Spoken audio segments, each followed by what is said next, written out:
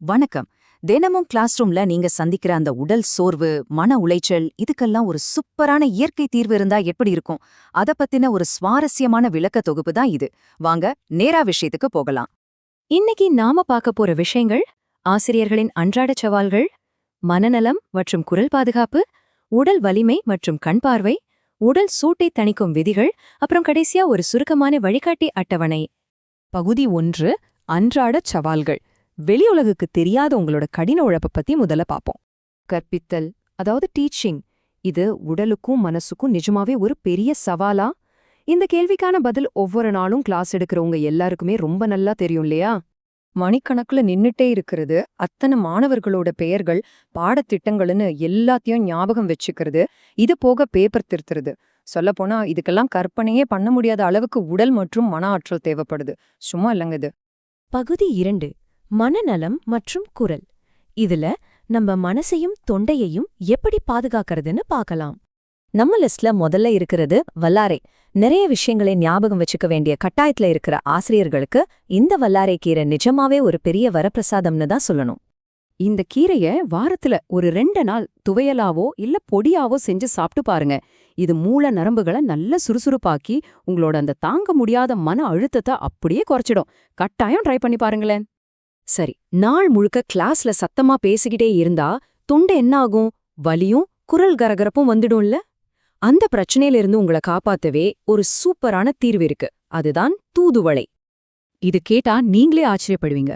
மூலத்தரவுகள்ல இந்த அற்புதமான கீரைய ரொம்ப அழகா சுவாச காப்பாளர்னு சொல்லிருக்காங்க.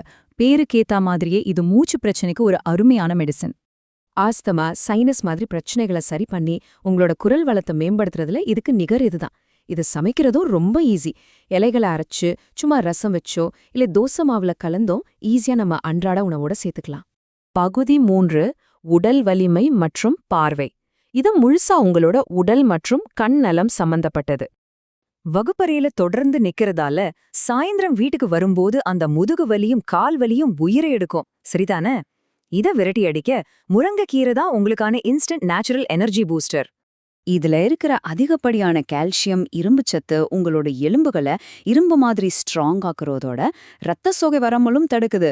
இத அடிக்கடி சூப் வச்சோ இல்ல பொரியலாவோ செஞ்சு சாப்பிட்டீங்கன்னா அந்த உடல் சோர்வு மாயமா மறைஞ்சிடும். அடுத்த முக்கியமான விஷயம் கண்ணுங்க. விடைத்தாள் திருத்துறது, சிஸ்டம் முன்னாடி உட்காந்து வேலை பார்க்கறதுன்னு உங்களோட கண்கள் ரொம்பவே சோர்வடைஞ்சிடும்.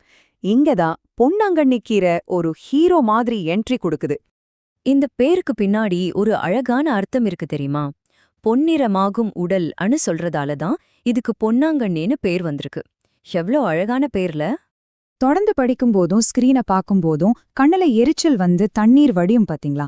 அதை இது சூப்பரா குணமாக்கும்.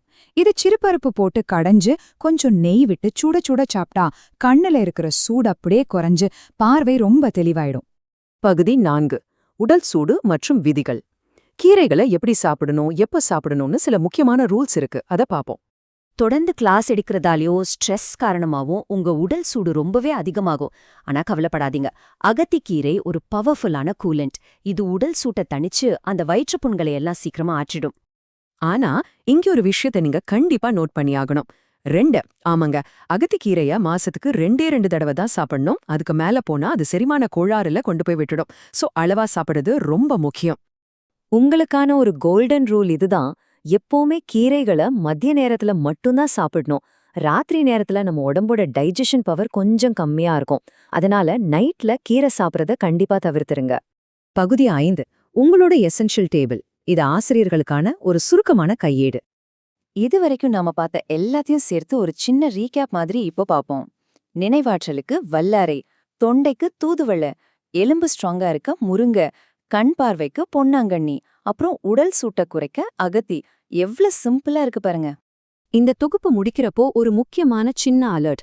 உங்களுக்கு தைராய்டு இல்ல கிட்னி ஸ்டோன் மாதிரி ஏதாவது ஆரோக்கிய பிரச்சனைகள் ஏற்கனவே இருந்தா உங்க டாக்டர் கிட்ட ஒரு வார்த்தை கேட்டுட்டு அதுக்கேத்த மாதிரி இந்த கீரைகளை உணவுல சேர்த்துக்கிறது ரொம்பவே நல்லது. இறுதியா உங்களை யோசிக்க வைக்கிற ஒரு சின்ன கேள்வியோட விடைபெறுகிறோம்.